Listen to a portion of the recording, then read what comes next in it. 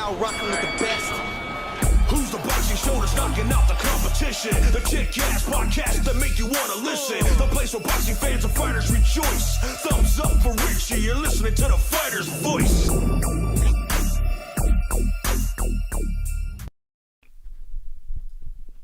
Good evening, ladies and gentlemen, or should I say, good afternoon, ladies and gentlemen. It's a little after 5.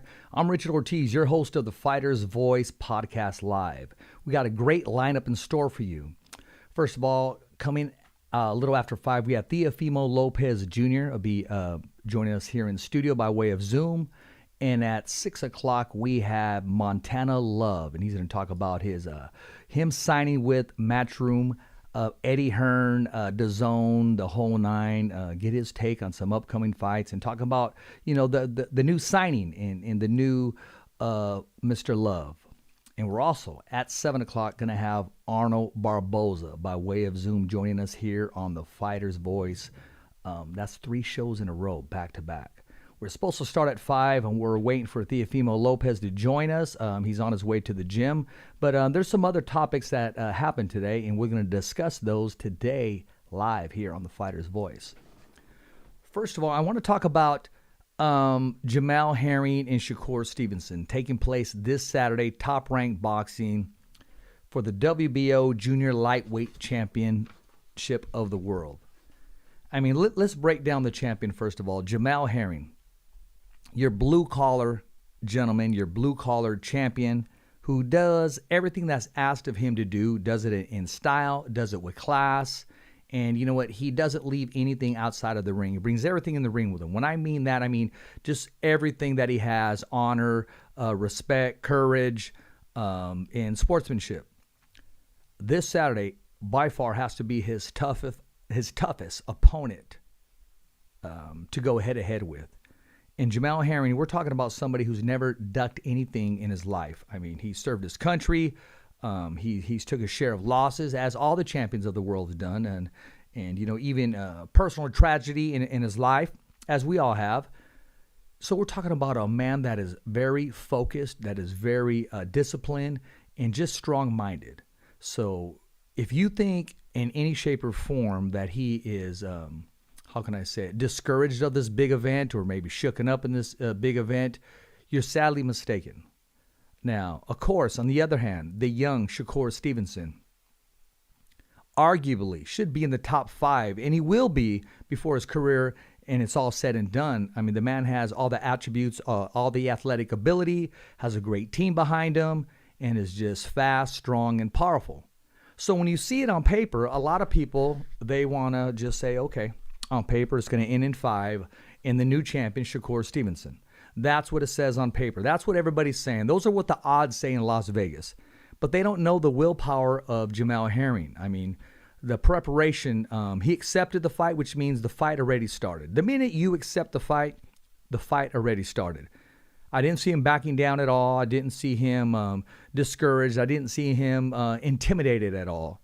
I saw Shakur Stevenson, and that's just the way he is. He's very vocal at the press conference. He's very vocal on the face-offs today, or when was it? He tried grabbing the belt of Jamel Herring, thinking that it would shake him up a little bit. Some of the who's who of boxing in Top Rank, they had to kind of, intervene, step in a little bit so it doesn't get out of hand. Remember, we don't fight for free. Speaking of we don't fight for free, that almost happened last Saturday, and I'll discuss that on DAZN Boxing with Matchroom and Eddie Hearn and, the headliner, Mikey Garcia. And, of course, you know who I'm talking about, our guest, his son, Teofimo Lopez. And we'll get into that a little later on in the show. But I do want to break down this matchup here. I'm intrigued that it's finally going to happen. Atlanta, Georgia, State Farm Arena. I thought maybe, here in the States, I thought maybe like MGM Grand or just somewhere where it's more recognized for the sport of boxing, even, hey, New York City. But, hey, Atlanta welcomed it. Top Rank loved it. ESPN co-signed it. And there you have it. So this Saturday, you know what? Let me know, all the viewers and the fans, what you think of this matchup. Who do you have winning and why? But give us some thought, because everybody that I've asked will say 9 out of 10, they go, oh, Stevenson by knockout. Okay, why? Because he's younger, because he's slick. I mean, break it down. Why? I mean, I want to know why. I mean, a lot of people post, okay, your thoughts on a fight, who do you think's going to win? And they'll just give an answer without even knowing what's going on. I'll do some research on that person and to see if that answer really means anything. If not, I'll call them on it. I'll say, okay, explain yourself why. Give me a reason why. Well, I'll give you my reason why. Jamel Herring, like I said, he has overcome adversity, very experienced, isn't backing down, and yet he's facing what corporates like to say is the passing of the torch. Now, somebody tell Jamel Herring that he's supposed to just give up that bout and give it away. I mean, the man is in tremendous shape. The man's always inside and outside of the gym, ready to go. But at the same time, I'm not taking anything away from Camp Stevenson. They're ready to go. They have everything needed. They got plans lined up. They're actually thinking of, okay, after this bout, I want to move up and take on some of the bigger names out there. When I say some of the bigger names, I'm talking about the pay-per-view blockbusters, even moving up as high as 140, 147s. And it's not going to happen tomorrow, but there's been talks of that, and for the young plan of the young Stevenson. I mean, the big plan of the young Shakur Stevenson. So for this Saturday, I see it going the distance. If it goes the distance, I see Stevenson being awarded the decision. We know if it's a very close fight, Jamel Herring is not going to walk away with that belt. I said it, yes, I said it loud and clear. Jamel Herring, I can see him being very effective early in the rounds, and I'm pulling that he, is able to neutralize that speed, and I'm pulling for the champion, Jamel Herring.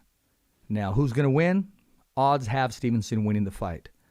But we shall see. I mean, something that we need to see before it happens, of course, before that bell rings. Something at the face-off, something at walking in. I've been looking for things and unable to really put my finger on it. And I try to put my personal feelings aside because I am personal friends with Jamel Herring, but at the same time, I'm going to call it down the middle in the sport of boxing. And before the show's over, I'll let you know exactly my winner, and I'm going to explain why. Now, there was another matchup that's getting ready to take place. They had a press conference today, and that was between Davis and Romero. Do we have that poster? Is it coming up or? Yes. Until we pull that up, man, I want to talk about some other things that are going on in the sport of boxing. I mean, because we got a whole list. We got Crawford, we got Porter, we got Canelo Plant. We're going to talk about Teofimo Lopez, and we're going to make sure that we cover all the big fights coming up here, and we're going to explain why and what's going on. Waiting for our guest here. I'm checking my phone to see if there's any indication of him coming on at this time as we're waiting for him. I'll text him right now. We are waiting for you, sir. Are waiting for you to join us. See, we get to do stuff like this on live TV.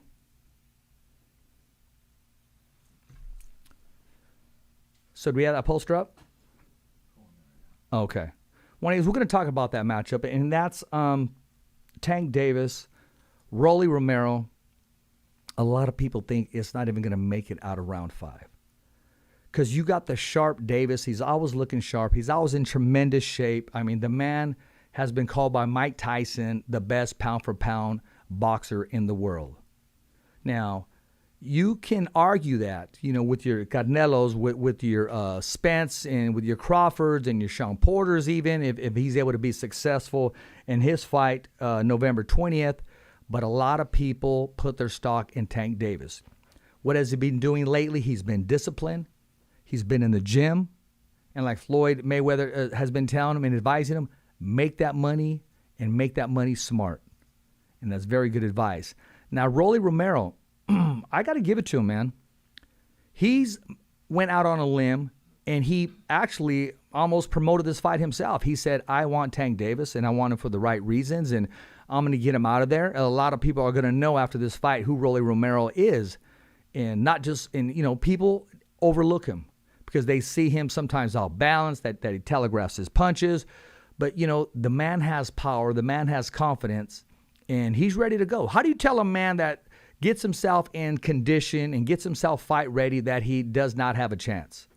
But as opposed to another man right across from him who is in the top 5 pound for pound in the world, I don't see a flaw in this guy. A lot of people will point out different flaws. And, I mean, when they say that as if to say, okay, they can beat him. Okay, yeah, that's fine. We'll see. Tank Davis, I don't see any flaws. The only flaws that I see is himself. If he decides not to do the work that's necessary, if not to put the work in that's needed to be successful, not only at this weight class, but in moving up in weight classes. Because he does want to join the elite at the 140-pound division in the 147-pound division. But first of all, he has to take care of business with Rolly Romero. It's too early to tell right now, but as of right now, I do have Tank Davis. I'll be pulling for Rolly Romero to give us an entertaining fight. That takes place on a Sunday, ladies and gentlemen, December 5th. And for what it's worth, I give Romero a puncher's chance. Last week we had Lukey on the show from LTR Boxing, and he took it back, man. I haven't heard that terminology. It's been some time. A puncher's chance. And any puncher that has a chance, they definitely have some power. They have what it takes to get the other man out of there. So too early to tell to break it down right now, but the press conference did take place today. Both men were at a face-off. Davis was all business. Rolly didn't back down, so that's something that we are going to be looking forward to in the future. Now, speaking of December, I believe we have something local here in Stockton, California. Do we have that poster with Toscano's Boxing Promotions, a collaboration with Garcia's Promotions? Okay, we're going to pull that up right there. Let me check on our guests. Man, this is going to slide right into 528 already. We may just slide in here. Teofimo Lopez Sr., we are waiting on you, sir. Yes, we are. Now, this is taking place. Oh, tickets on sale October 25th. So this takes place Saturday, December 4th, Stockton Memorial Civic Auditorium. And we got the return of Wade Jones III. Emmanuel Jaimes is also going to be on the card, along with some other local fighters in a collaboration with Garcia Promotions. Now, I'm glad boxing is coming back locally. When I say locally, just last week, it took place in Fresno, California, with promoters Eddie Hearn and Rick Merrigan collaborating, Matchroom Boxing, DAZN, and put on a great event. Mikey Garcia was in the main event, and we talked about Mikey Garcia, we talked about Bam Rodriguez, and also Mark Castro's. But hey, Stockton, they're doing some things as well, and I'm happy that they give these young fighters the opportunity. Now, this young promotion company, I think, has the potential of being one of the best in this area. In my opinion, and sometimes my opinion may get me in trouble, but I'm going to call it like it is. With a couple of right pieces added to this promotion, this thing can really take off. I mean, I'm talking about the commentary. I'm talking about the matchmaking. I'm talking about the advising. This company can actually be one of the elite that not just here for a poster, but can annually, bi-monthly put on shows, not just in the Stockton area, not just in the Tijuana, but I'm talking about where the big boys are in LA and also Las Vegas, even Reno. I've said it first here on the Fighter's Voice. So I'm looking forward to this matchup. This whole card, Toscano's Boxing Promotions in a collaboration with Garcia Promotions, Rising Stars. Tickets are on sale October 25th. This event takes place Saturday, December 4th, Stockton Memorial Civic Auditorium. Now, I also want to talk about Canelo and Plant. That's November 6th. That's right around the corner. There we go. Now, on this card, we have a local from Fresno, California, Mark Madman Hernandez, taking on a former world champion to be televised on Showtime pay-per-view. And I was also just informed it hasn't been 100% guaranteed.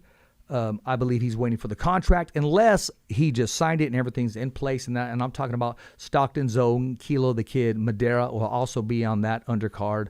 Moving up in weight, he didn't indicate exactly how much weight, and possibly one. I'm thinking 168s from 160. If he moves up to light heavy, in my opinion, boy, that's a couple weight classes there. But Kilo's a very smart, intelligent fighter, both inside and outside of the ring, and I'm sure he's going to make the right decision. He's been waiting for his opportunity, and his opportunity is coming Saturday, November 6th on the undercard of Canelo Plant. So if you're a fan of the Madera brothers from Stockton, California, make sure you tune into this event. If you're a hometown fan here in Fresno, California, a lot of them like to call themselves the hometown hero, but it sounds good, but if you say hometown hero, you're limiting yourself just to your hometown. Now, Marcos Madman Hernandez has been fighting all over the world. Has a great team, strong team behind him, born and raised, and I'm looking for fireworks when Marcos Madman Hernandez enters the ring. Hey, can I pull him up real quick? I'm gonna let me see. Let me send you a picture. I'll do it right now. We got time. Yeah, I'll pull him up. Let me see. As you try to pull him up, I'm gonna try to pull him up too, Mateo.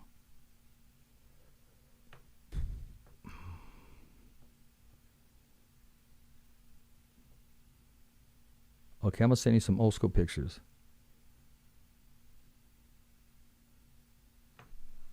One when he was on the radio show, The Fighter's Voice, and one when I believe I did his third professional fight in Merced, California. Now, those are the ones I happen to have right now. I mean, but, he has some other ones, but I'll pull the ones up that I choose to pull up, but it's all good. Did you get those yet? Yeah. That way they can kind of, put that together.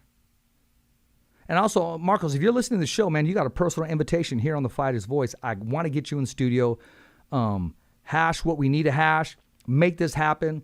Let's talk boxing, let's talk business, and let's talk prosperity, and let's talk about the opportunity that's right in front of you, man. I mean, brother, you are climbing the charts. You are taking these fights. I've never seen you or heard of you ever turning down a fight.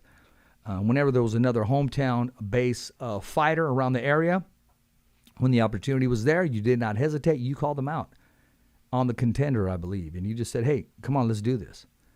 And, we got to see highlights of it, but I really wanted to see it. There you go, Madman Marcos Hernandez.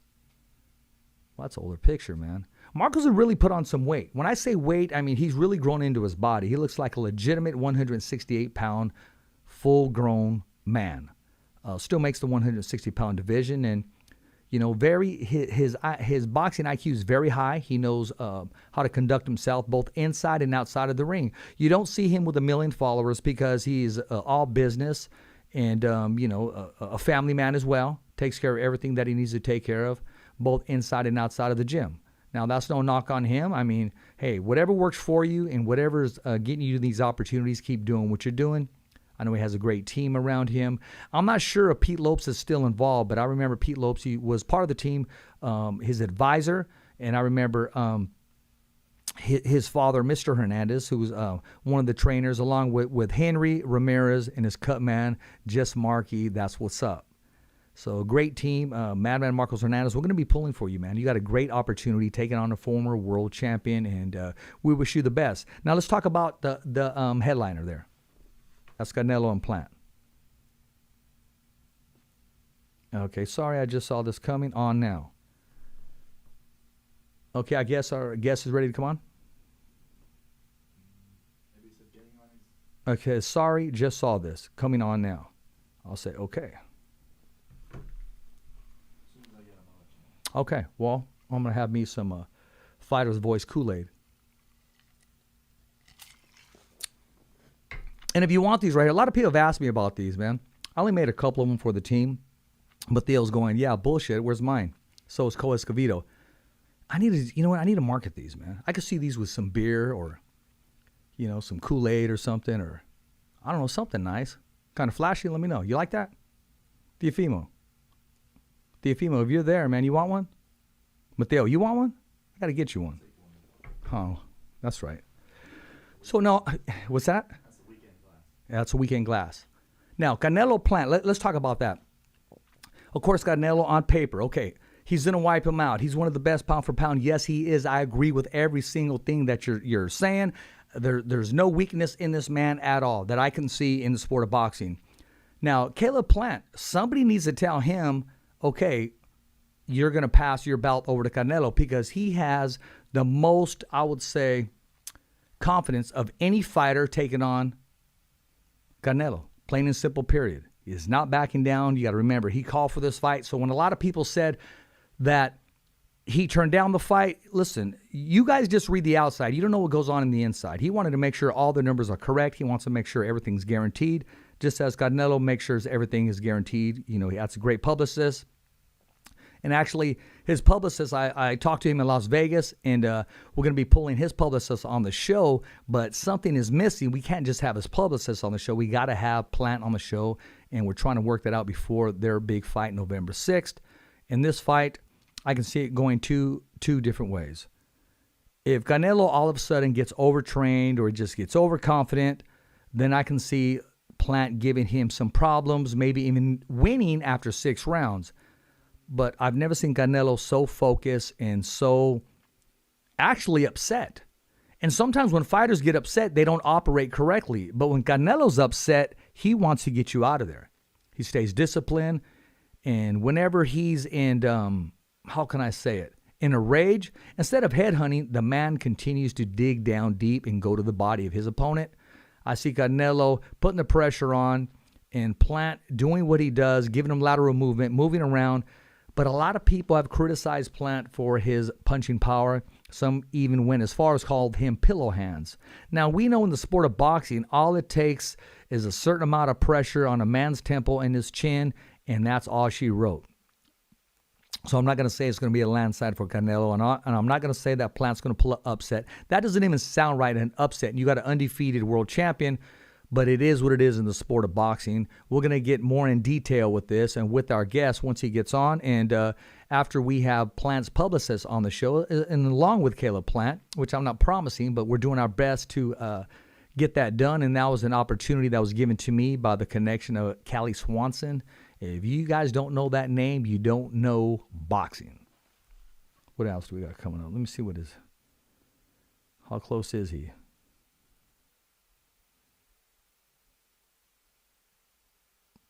I got to continue to move forward and go. Okay. Now let's talk about Bud Crawford and Sean Porter. Do we have that poster? Can we pull that up right now, Mateo? Okay. And you know what? I'm glad that, when you see Sean Porter and you see Bud Crawford, it don't just tell me that these guys are fighting. You know what it tells me? It tells me that Top Rank and PBC can get along. It tells me that PBC and Top Rank can get along. Because if I say Top Rank first, people are going to get okay. If I say PBC first, people are going to get okay. ESPN, Fox, they can all work together. We've done it several times for of course, Tyson Fury and Deontay Wilder. Now we continue that relationship with Sean Porter and Terrence Crawford. As a friend of Sean Porter's, man, I'm going to be rooting for him to be successful. I'm going to be rooting for him to put a good account of himself. I'm going to be rooting for him to continue to do what he does best, and that's make it a dogfight, and that's, making your opponent feel very uncomfortable. And even asking your own self the question is, hey, man, do I truly belong in the ring with my opponent who is considered pound for pound one of the best in the world? I was honored to have an invitation by the powers that be to watch Terrence Crawford work out at Top Rank Boxing gym in Las Vegas. I'll tell you what, man. To watch this man for a while, I was just hypnotized. I mean, when he was getting his hands wrapped and he was just moving around like another natural human being, I was saying, okay. But just his movement, his aura, his presence in the ring, I'm going to let you know I was hypnotized for a bit. I was in a spell where, man, and I texted a couple people and I said, you know what? Crawford just moves a little different. There's something really special about this man. I went up to a friend of mine, Frank Estelle, and I said, man, Crawford's a different animal, man. And he just kind of looked at me like, bro, I see this all the time, but yes. And also gave me that look like, Rich, you should know better, man. You know when there's special people in the building, hey, it is what it is. Watching him work out, watching his work ethic, and at times enjoying the workout, having fun with the workout. A lot of them. Is he coming on? Oh, bring him on. Mr. Lopez, are you there, sir? You got to connect to audio. Okay. Yeah, you got to connect to audio. Can you bring his face up on there? Yeah. As soon as he does that, it should be. Okay. But he's on video. He'll do it in a second. Okay. Lower thirds ready. Everything's ready to rock and roll.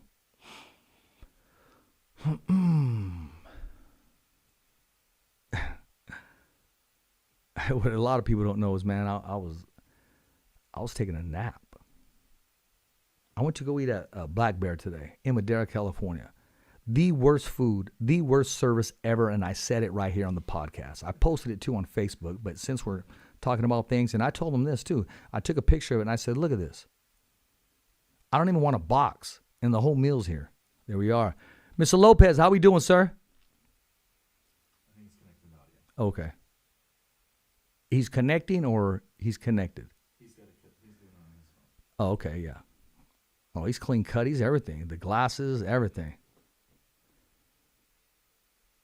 How you doing, sir? If you can hear me, can you turn your phone to the side so we get all your viewership? Can you turn your phone to the side, sir?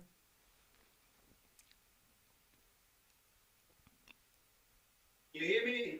Yes, I can hear you. Can you turn your phone to the side so it expand your picture? Your picture. There you go. That's perfect.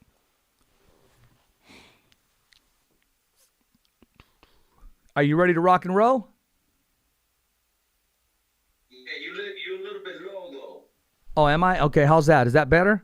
Give me 1 second. Let me go upstairs to the lobby. Okay, sounds good.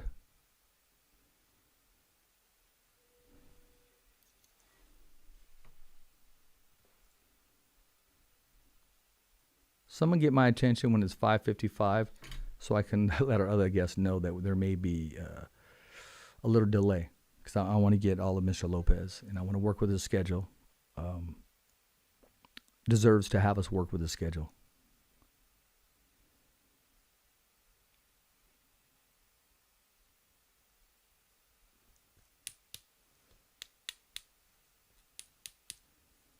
We normally don't go on at this time, but this is a special treat for you guys. And if you're missing this, we're going to do a mix down and rebroadcast this next Tuesday as well, some more Thursday. I can hear you loud and clear. How we doing, sir? Yeah. Am I coming out? You're not that loud, but Oh, really? I'm not that loud. Why would that be, Mateo? now you are. Okay, there we are. Maybe it's because as you're walking out, because the next thing I'm waiting for you here to say is, Houston, we have a problem. Because it looks like you're in orbit. It looks like you're in orbit in a spaceship or something, floating around. How we doing, sir? Hey, I'm doing awesome, man. We over here in Ontario, California right now with Rain Energy Drink. They have all their athletes down here. I was with we had a good time, man. I don't know if you're in my group chat, but I've been posting up videos. We had my son and the strongest man in the world. He played Mountain on Games of Thrones. I don't know if you know who he is. Name. His name is Thor. They call him Thor. Okay. Full of fiction. This guy's huge, man. Something what? Fiction? Like 480 pounds. Yeah, this guy was like about 480 pounds, and he lost about 130 pounds. I mean, he looks freaking amazing. And, you know, he has some stamina in him, you know. For a big guy, actually, that's good because when you got big muscles, there's really no oxygen. So talk to me about that. Yeah. Yeah, so, you know, so he's like talking to us, like he's very interested in coming down to Vegas because he's from Iceland. Oh, damn. He's like a Viking, you know. They've been like pure Viking blood, you know, these guys. They're torn from a different cloth. And I already invited him to the fight. You know, we're fighting November 27th. This one is for real. And I just can't wait. And so, you know, we had him do like this big thing where, you know, like you seen Ryan Garcia where he comes and he starts hitting some guy with, you know, Yeah, body shots. Yeah. And they're wearing gear and all that stuff. Well, my son, you know, there's a video out there. I don't know if you could show it or anything like that, but I posted it up. I'll send it to you as well. Yeah, send it to me as long as it's not on like YouTube or whatever, because we run into copyrights. But right now I got a picture of the big guy. I got it on WhatsApp. Oh, okay. You know? Yeah, hold on a second. Let me see. What I got you on, like, wait, hold on. Let me see. Because you just texted me. Okay, I got it. Okay, cool. Hold on. I'll send it to you real quick. Sounds good, man. Sending me, I'll forward it to you. Okay. You got WhatsApp, right? Yes, I do. Okay, because that's the only way you're going to get it. Okay. I got it. Okay, it's sent. You should get it. Okay, let me check right now. So at the end, they start with 100. When they start with like 25%. Gotta get me on here.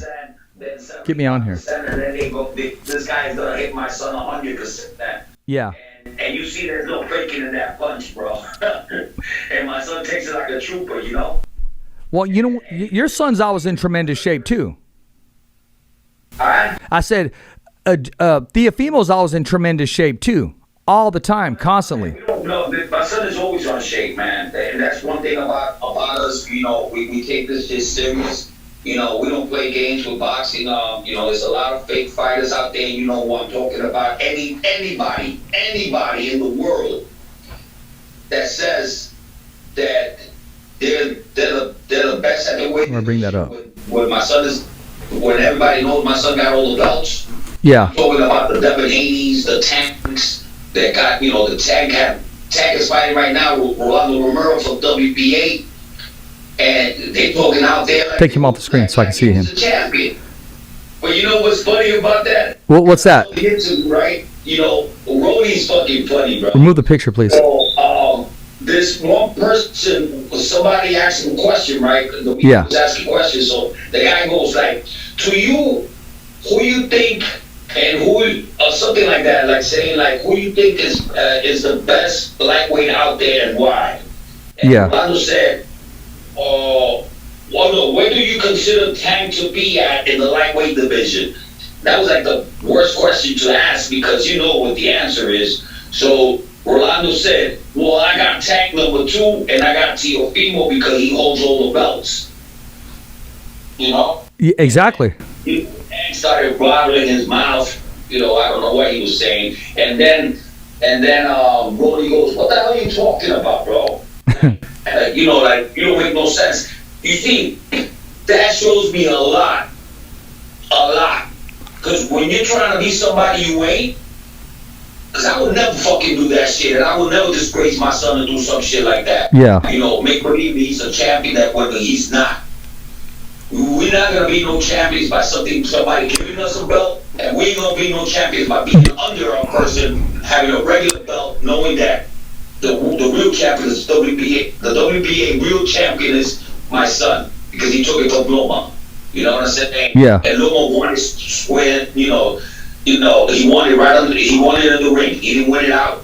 Getting it for free or beating somebody that already had it. They had about 2-3 belts. No, he beat the man at the WBA at the moment to become world champion at that weight division.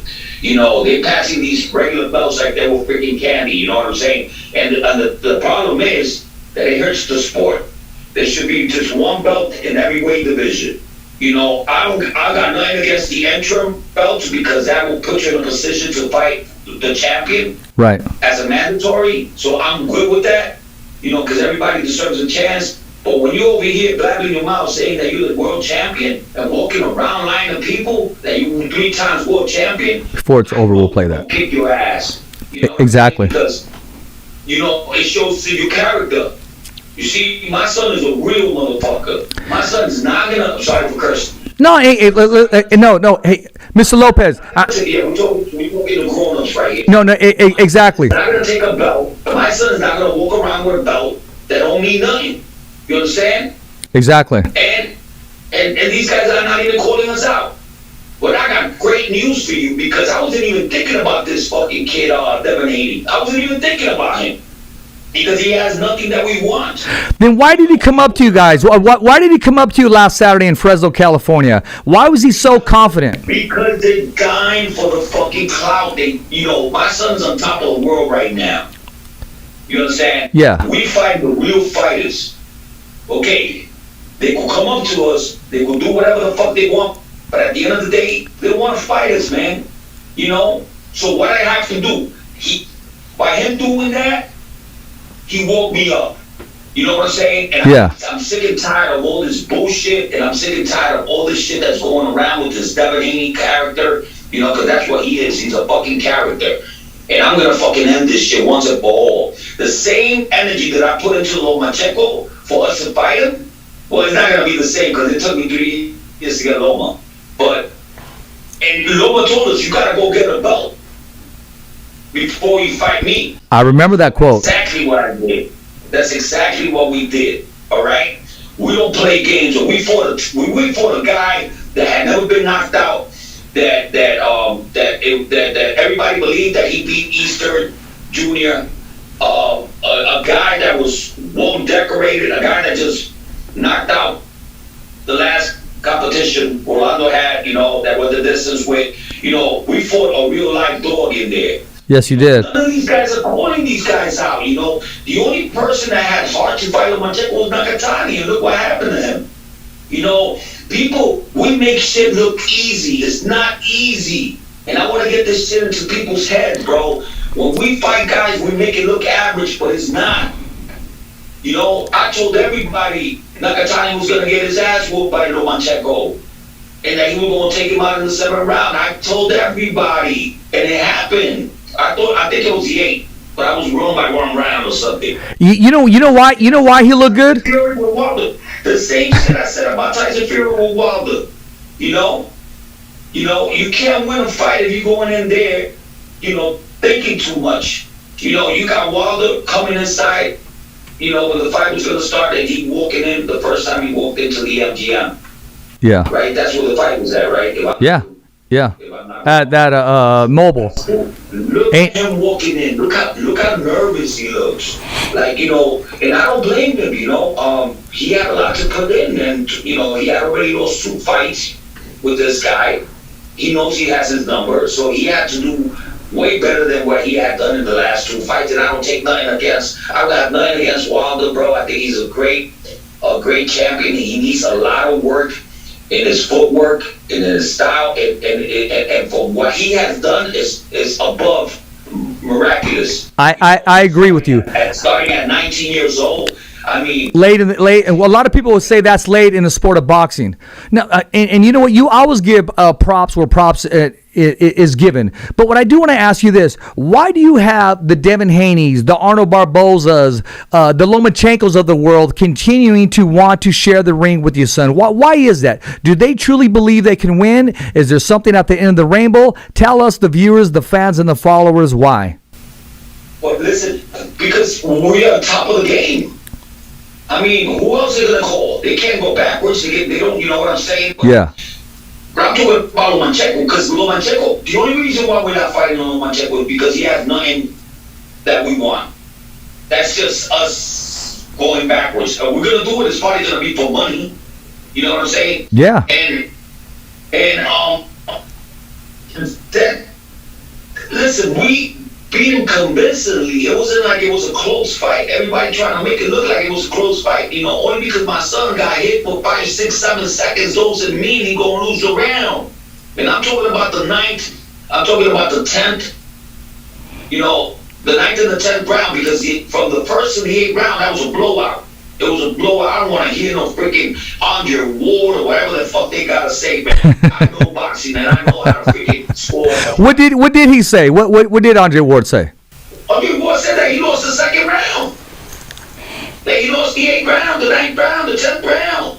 Wow. The 11th round. Like, this guy's out of his fucking mind. The thing is, let me tell you what the judges saw. The judges saw activity. Okay? And if you sit down and you see that fight, I'm gonna watch those rounds now.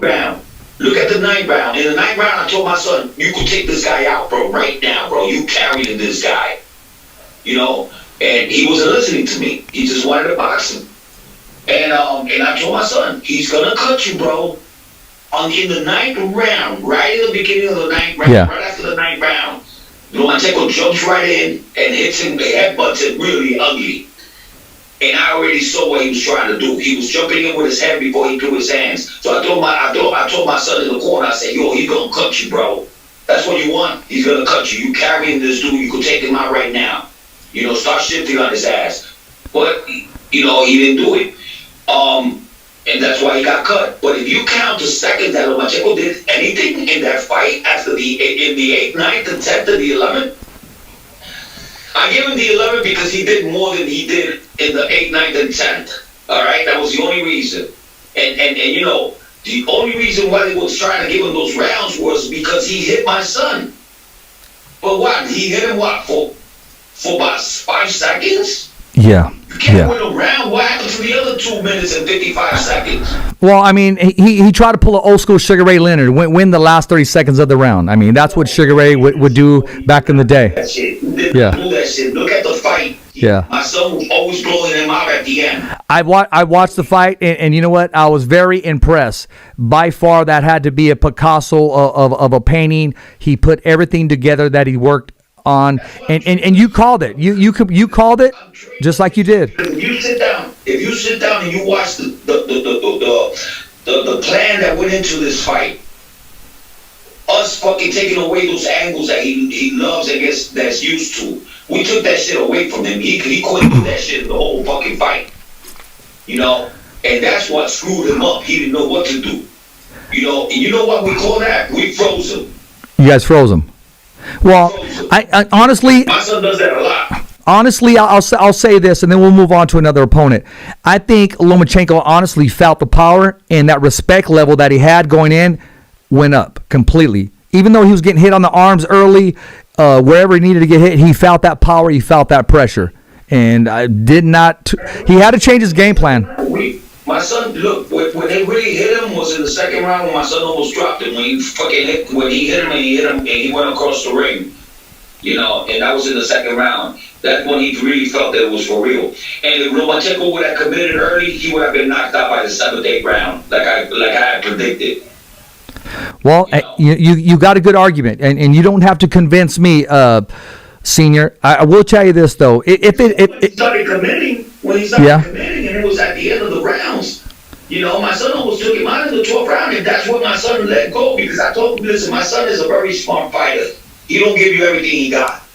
He holds on to like 20% of his power, of his work ethic, whatever the hell he wants, he could hold on to that. Because he knows if he gets in trouble, he'll have that extra edge in him. So in the 12th round, you know,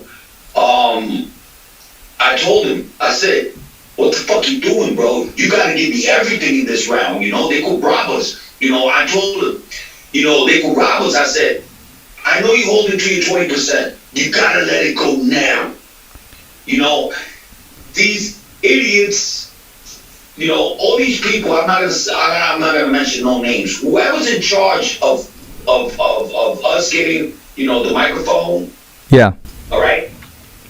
They came to the corner, right? They came to our corner in the locker rooms and asked my son who he wanted to have, you know, the microphone because they weren't going to give it to me, you know. Why is that? And I think it was because of that incident that they made it racist. Like they try to make racist the thing that happened with Evan Haney, you know. Let's talk about that. Let's talk about that real quick. That's what I'm going to explain to you. Okay. So they came to the locker room. They told me that your father cannot have the speaker, the microphone. Yeah. So my son told him, so if he can't have it, nobody's going to have it. You know, that's the shit that we up against, bro. Do you understand that? That's loud and clear. We up against, but I'm so used to it, bro, because it's been like that since the amateurs. We never get a break. But you know why? Because God doesn't want us to get any breaks. We got to do it dog style, you know. We got to go in there and beat whoever we got to beat because they ain't going to stop us. Well, I'll tell you one person that is giving you the microphone, one person that is giving you a break, one person that is giving you the opportunity, one person that is giving you the platform, and that's the fighter's voice, the only voice that matters. Exactly.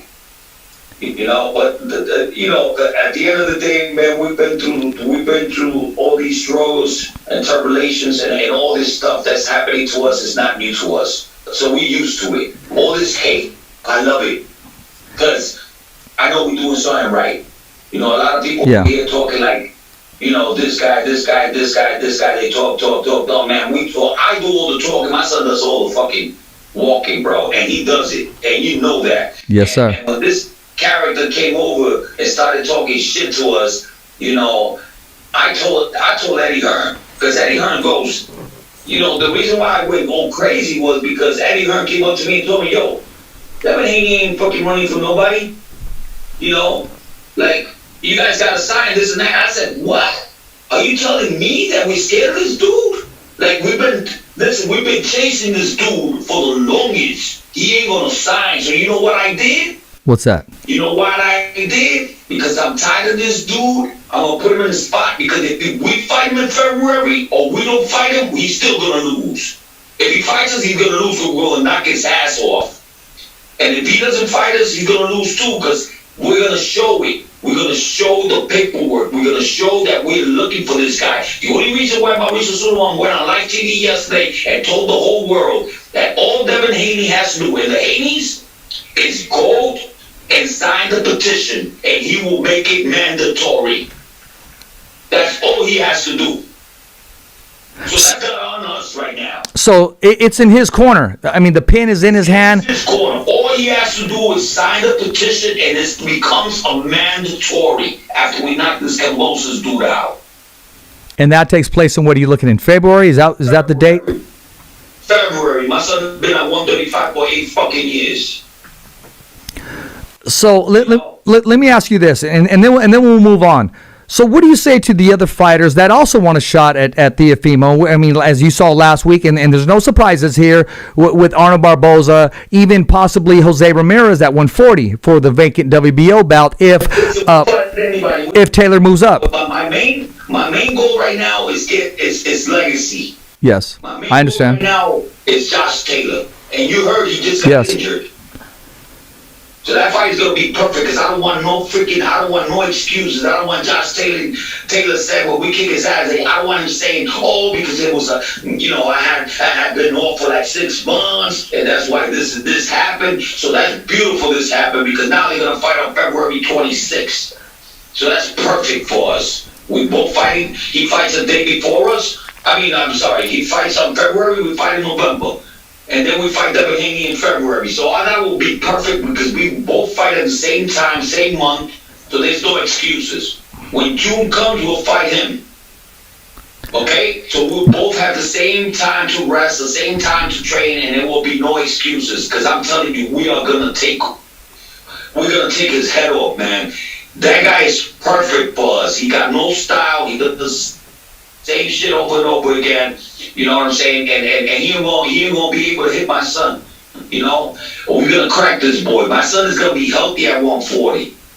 Super healthy. My son does better with bigger guys, with welterweights. He does better than he does with smaller guys.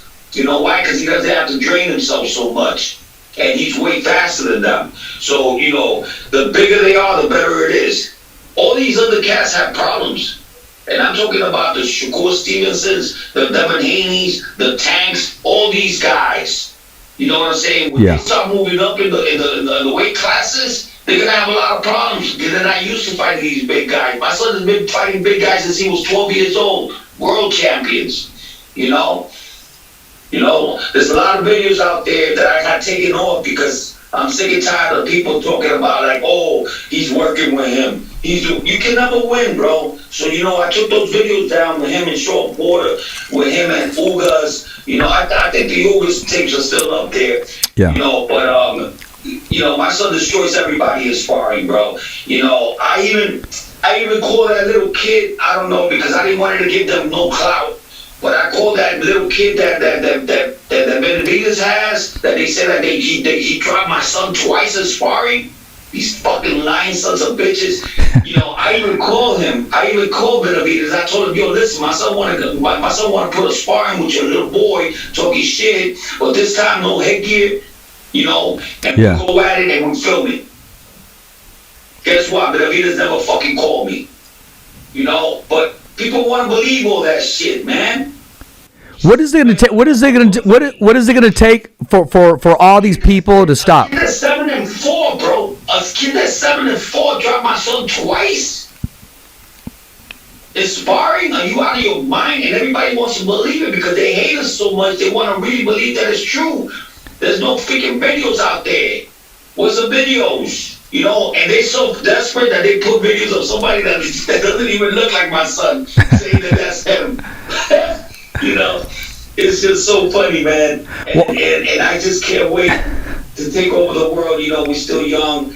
Triller really screwed us up the whole year. But Well, it's a learning experience. It's a learning experience for you guys, and I know time you can't get back. We didn't lose anything. Tank wasn't doing this shit at 16 fucking Yeah. years. He definitely wasn't doing this shit. He was fighting in fucking Mexico, and I heard he fucking lost the fight over there. They had to pay the guy to fucking make it, to change it.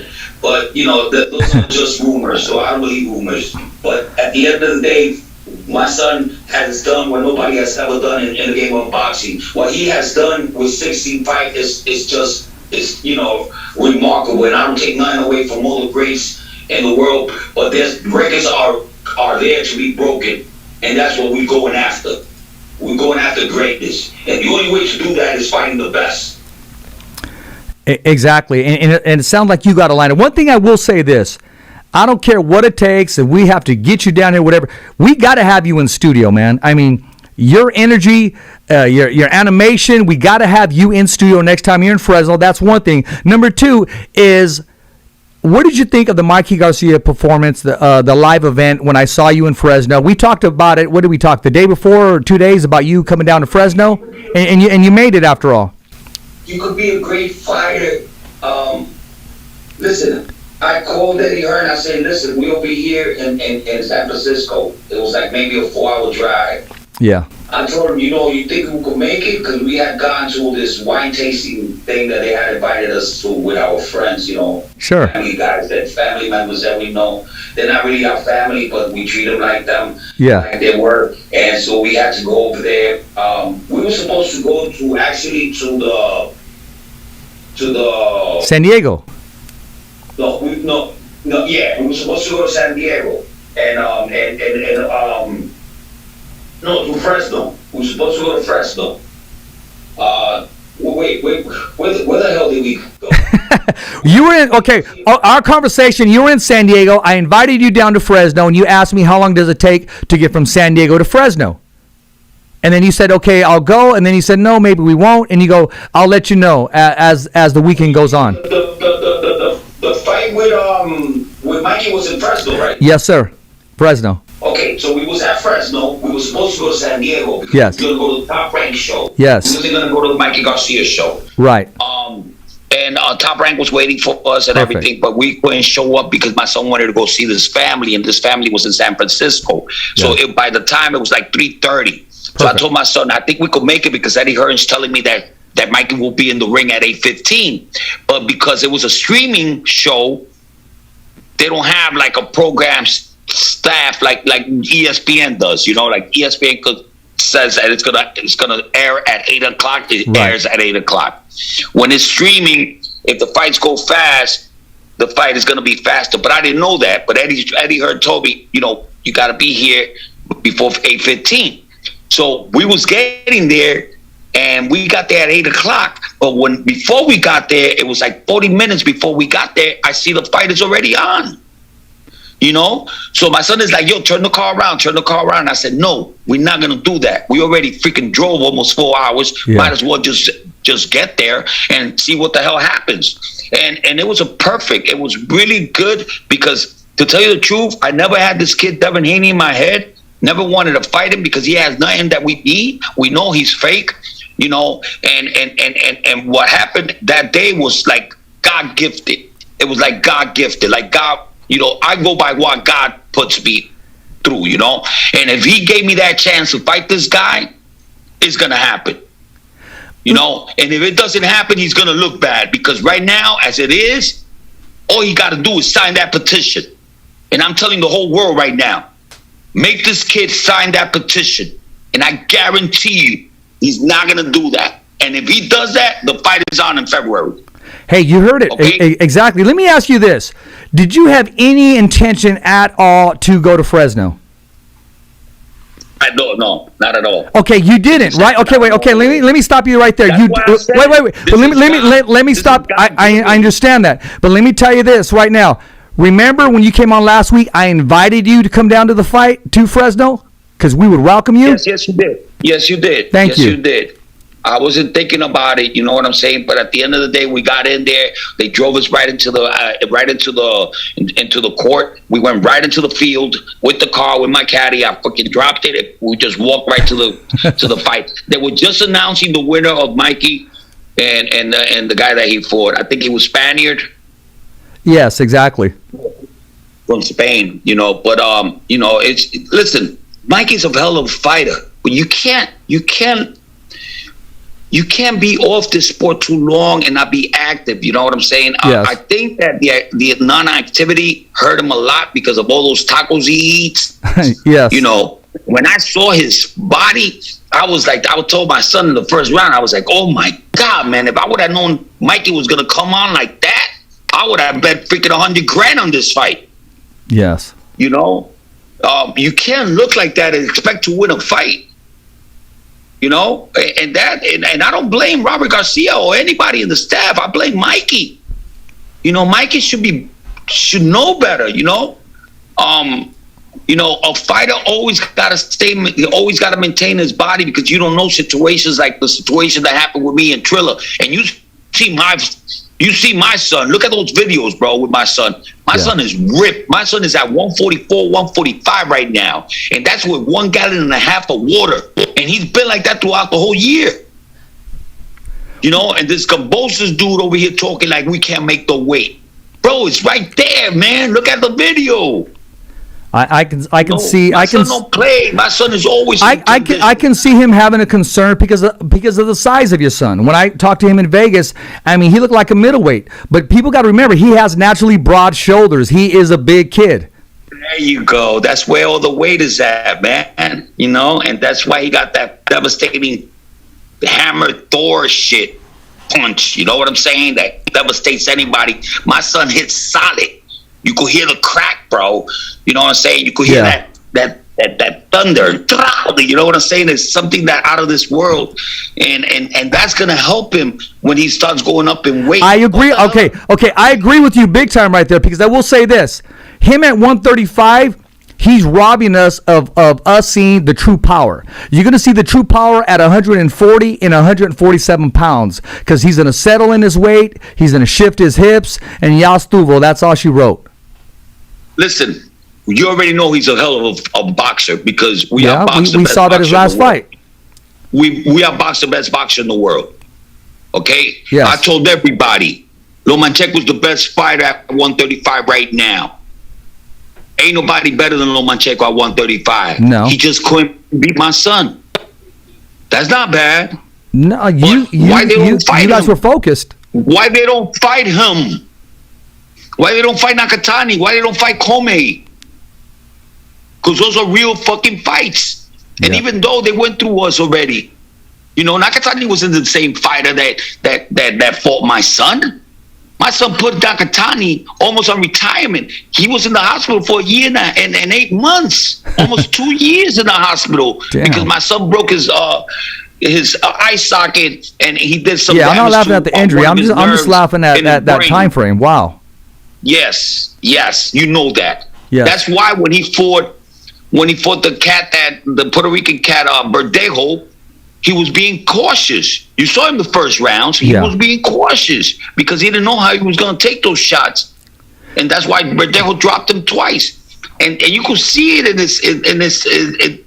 this demeanor where he gets up and he says, "Fuck it, I'm gonna go for broke," and that's why he knocked out Verdejo. You could see it the way the fucking fight played out. Nakatani's not the same fighter. Sometimes that happens. It's not just so much physically. Sometimes it's mentally. It's mentally draining. There you go. And I wasn't there mentally when he fought Verdejo. Exactly. And I want to get your expertise on this. And we're talking serious right now. Where does Mikey Garcia, in your view, go from here? What does he need to do to be the Mikey Garcia of old, to be the 4 division world champion? What does it take? He needs to be motivated. He needs to love boxing again. To me, he showed me that he doesn't care about boxing anymore. He needs to have an awakening. He needs his brother, his family to talk to him. He still has it. He's not gone nowhere. I believe he does have it. Losing to somebody that nobody knows, it doesn't mean anything. He could bounce right back up. I think that fight with Errol Spence hurt him a lot. I think that it took that. A fighter always has that that self-esteem about himself where he believes he could beat anything in the world. Nobody could beat them. But when you come and you get beat up the way Errol Spence beat him up, it's hard to come back from that. In the Nakatani fight, all the judges had my son winning almost every round. 11-12, 11-10 was the lowest score, and then it was like 11-12, 11, 10 rounds to 11. Then it was like, I think it was like two judges had him they had Nakatani winning 2 rounds to 10. All right, it was a blowout. They made it seem like it wasn't. Like, they made it seem like, oh my God, because my son hardly gets hit. So when he gets hit, they make it a freaking big thing. Well, I mean, that's where it was, honestly, and I'm not comparing the two, but when Mike Tyson fought, we were all looking to see how does he react, before Buster Douglas, how does he react once he gets hit? So, in a sense, that's a good thing. They want to see the reaction. I want to ask you this real quick. I'm going to slow you down real quick. Later on in the show, after this show, we have another show lined up with Montana Love. After Montana Love, we have another guest, Arnold Barboza. Do you have any questions or comments for Montana Love, who's going to be coming on the Fighter's Voice after this show? Anything He's for a Montana good fighter. Love? He's a good fighter. He might be good. He might be better than good. But as of right now, he's in the same level, And there's levels to this shit. If you stay in the same level for a few, how old is he? Montana Love got to be at least close to 30, right? I believe he's in his mid-20s. I'm not too sure. I'll have my research team look that up. I know he's 16-0, correct? 12 knockouts? Yeah, but he's been in the game for a while, and I don't see him. I don't see him going into the elite section unless a miracle happens. He gets a real good trainer and he changes up his game and he ups his game up.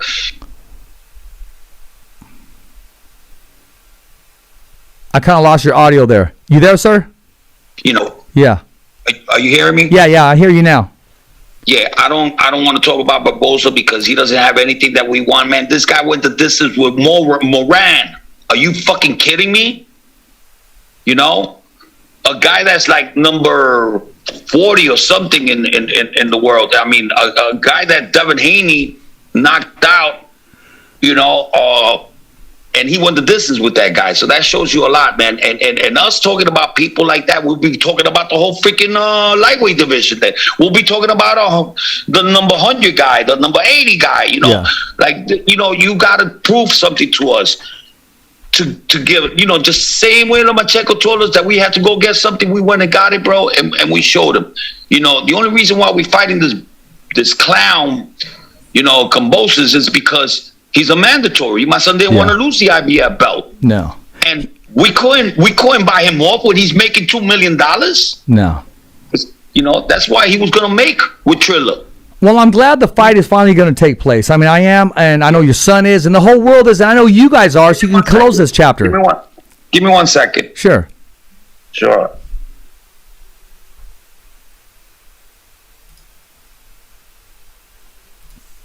Hopefully he has a surprise for us, and a good surprise. Last time he did surprise us, take us inside of the gym, and who was there waiting? The undefeated champ, Teofimo Lopez himself. Now, we'll see what Teofimo Sr. has in store. So hang with us, stay with us. We didn't lose him. He just kind of put us on pause a little bit, and he said he has to take care of something, and we're going to find out exactly what that is in a few minutes.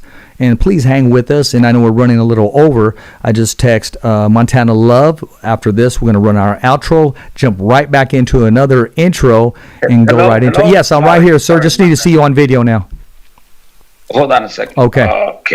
Okay, I'm coming on. All right. Okay, you see me? I do. There you go. I do see you. Anyway, we over here with Rain. We're doing like a shoot with all these tremendous athletes that I met today. Was amazing. My son had a great workout with all of them. He motivated a lot of them. And even though he was the smallest guy in the whole crowd, man, he just, the excitement was there. Yeah, I could see it in you. He was loud in life itself, because that's the way he is, man. He motivates anybody in the room when he comes in. And And he got this dude, bro, and real shit. You're gonna see the video. I posted it up on YouTube. I send it to you right now. Yeah, we have Post it up in your channel too. You got my permission. Okay, I will. Thank you. Big dude hitting him 25% in the body. They both got no shirts. This guy is like almost like 400 pounds. You know, he was in like I said, he was in Games of Thorn. That's what it said. We're actually playing. We're playing it right now as we're talking, and it's going through. So continue to keep filling us in with all that information. He's hitting my son, and he hits him 100% at the end, bro. Where you could see that shit was real, and then my son puts a little bit of hurting on him with his right hand. You know, but this guy is huge, and you know, monster. And we just enjoyed it, you know. But everything that my son does is real, man. You know what I'm saying? We don't be faking nothing. We don't be going in there hitting people and the guys be dropping on the floor like idiots. You know, none of that stuff. Everything that we do is real and legit.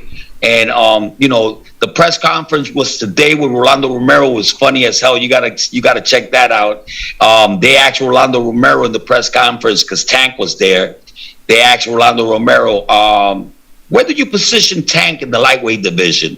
And Romero says, well, I got to put him in second place, you know, but you know, Teofimo Lopez holds all the belts. You know, you see, cats like that talk the truth. That's why I'm giving Rolando Romero a good chances. Punch his chance. I give him a good chances for him knocking out Tank. You know why? Because Tank gets hit a lot. And he's always looking for that uppercut. He loves those uppercuts. And all you got to do is fight this guy tall, bro. He won't be able to hit you. You know, I can't wait to get him. You know, but that's not a reality right now. You know, so we're going to keep on doing what we got to do. You know, build up our legacy and build up the... Listen to me. All that bullshit about him being the pay-per-view star and making all this crazy numbers, that's all bullshit, bro. The most that guy has ever done on pay-per-view buys is 150,000 pay-per-views, and that's a lot. You know what I'm saying, for him. You know, 150,000, get the hell out of here. That's not breaking numbers. That's not pay-per-view breaking numbers. My son did television breaking numbers when we fought Lomachenko. He did almost 5 million views. Those are great numbers on TV. Those are great numbers. 5 million. Those are numbers, you know. And if my son wants to fight in pay-per-view, you know, he will make half of those numbers because at least close to that. Well, I'm looking forward to those days. I'm looking forward to those days. More than 150,000, that's for sure. You know, because the 5 million people that watch my son, that's all international, bro. You know, when we beat Lomachenko, my son went to another level. You know, we beat a guy that's European. You know, we taking the chances. We beating the top dudes. You think there's not going to be a reward for that? You think fighting bums is going to reward you your whole life? That's not going to happen. It might work right now, you know, because he's starting. Yeah. Well, we have done more than Tank has done with only 16 fights. And everybody knows that. Well, you guys seem to have the momentum, and you know, the whole world is looking forward to watching Teofimo perform inside of the ring. And it's beautiful to watch him fight, bro. Exactly. Not only is it entertaining, it's a work of art, and you can learn a thing or two by watching the man. You may not be able to mimic him because God has gifted him with some athletic ability along with that boxing IQ. Exactly. And you know, at the end of the day, my son is going to be the only one standing, and you heard it from me right now. But anyway, I got to go because right now we're going to have a dinner with Rain, and they treating us really good, man. And then, you know, that's one of our sponsors, you know. You know, we also have we have the water company that you know, and there's a lot of other things that I can't say right now, but I'm going to mention them after everything goes into effect. And this big deal's coming, man. You know, how many sponsors these guys have? You understand? Yeah. The only shit I've seen them is in Snack. Yeah. You know, and they trying to ruin our reputation. This is the last thing I'm gonna give you. Okay. My son ain't racist. All right. He heard that word throughout my whole life, man. Because I'm from the streets, man. I'm from the White Coat projects. I'm from Bay Ridge, Brooklyn, from Red Hook, from Park Slope, from since I was a little kid, I was watching shootings and people getting killed, in the middle of the night when I was like 5 years old, 4 years old, So I mean, I was selling weed. I was selling oreganos in the corner for weed at 7, 8 years old. I was robbing houses at 8 years old. So that's the life I lived, and I didn't want that life for my son. But those words, they're not racist at all, man. You could see it, man. When I said it to Nakatani, they made that shit so huge, like I couldn't believe it. You remember when Andre Ward started talking shit because he wanted to put me on the spot because they're all jealous of what we're doing, and that's the only reason I see it. Why they don't keep it professional, bro, and understand that we are not in any way racist. I love my black Americans, bro. Everybody around us is black. So yeah. African American or whatever it is. I know you love. I know you love Mexicans too, because your son told me. Your son told me that. I went to an old black school, Chelsea Vocational High School. Look it up, bro. In the east side of fucking New York. And I was there. I did all my high school there. So I was about the only there was only 4 or 3 Spanish dudes in that school, and there was only a few girls, like maybe 4 girls, and I dated one of the hottest one there too. Did you? But yeah, I was one of the one that dated the hottest girl there at that school. So what was her name? What was her name in high school? What was her name? Do you remember? I don't even remember, man. That was like 40 years ago, bro. What is it like? Yeah, like almost 40 years. But but I went to Chelsea Vocational High School, and I used to hate my name because I was I was a star soccer player. We won the city championships. What number did you wear? I was number 10. The best number in soccer. The best number, not just the best number in soccer, because of Pelé, the best number in the world. I wore 10, Richie wore 10, Cassie wore 10. Hey, we love iron sharpens iron, brother. My son loves 10. Absolutely. My son loves 10. And I played number 10 because I used to be the highest scorer in school. So every time they will name my name, and I used to be embarrassed of my name because my name was like a little bit corny, Teofimo Lopez. So I'll like the day before I would score a goal or 2 goals, I'll be like, oh shit, here we go. Like in the morning, I would hide my face because I knew everybody was gonna start cracking up, because they used to when they used to read everything from the school, what the school had done. Yeah, in the morning, the news, my name, the bulletins. I would score. Yeah, I would always score every season more than 20 goals every season. I was really good in soccer, and I was a center forward, right wing, and I was. How's your left-footed shot? Bro, I'm telling you, I was scoring goals from outside the goal field. Both right and left, or did you favor your right? Yeah, I would do all the free kicks. I would do all the corner kicks. I was really good, and the thing is that I would have made a good. I played because I learned in Honduras. I played second division in Honduras right before you get to the major leagues. And that didn't work. I didn't have nobody to guide me. My father was too old. My father died at 68. My father had me when he was 51. So he was way older when I got to be with him. And but he was a great man, bro. Real giving. The best man that I ever met in my life. There's nobody like him in this world, man. That man was always giving and never wanted anything in return. A great man, but great man like those, they go fast, Yeah. And I just can't wait to see him, bro, when I die. That's my mentor right there. My dad, Teofimo Lopez, and we're putting up his name really high. And that's what I care about right now. But I want to say peace to everybody. Okay. I love it. The takeovers in effect. Check out the videos. They're up there. And just put up Teofimo Lopez on YouTube, and you'll see the videos of today. And it was crazy, man. You got to see this guy hitting my son, bro. That's crazy. I mean, I wouldn't stand in there, bro. I told him, you sure you want to do this, bro? You crazy, bro. We have a fight coming up. This guy might break your ribs, And but it happened, and everything's beautiful. But peace out. I really got to go, man. Okay, I just got to ask you this before you leave. You've done many... Okay. Hold on a second. Hold on. Wait. Oh shit. Okay, hold on. Okay, I'm here. Okay, so what you said? I said, you've done a lot of interviews, ESPN, Top Rank, you name it, some of the highest platforms in the world. And I got to ask you this, and I'm asking for the correct answer. Have you ever felt as comfortable as you did today, where you were able to talk about life, not just boxing, but your insight, your experience through the world? No, listen to me. I'm going to say, I don't like to lie, bro, because that's not in my vocabulary. We always talk the truth. Yes. The only person I lie to when I want to get away from something is my wife, because she's crazy. Crazier than you?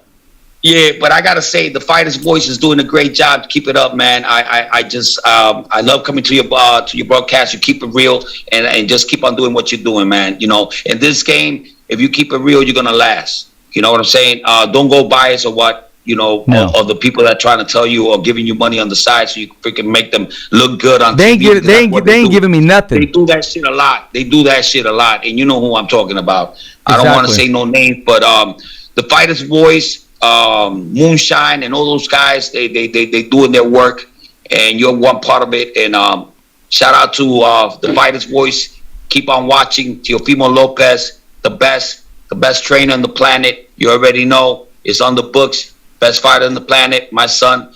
And we only have greatness coming over here. So peace out. The takeover, baby.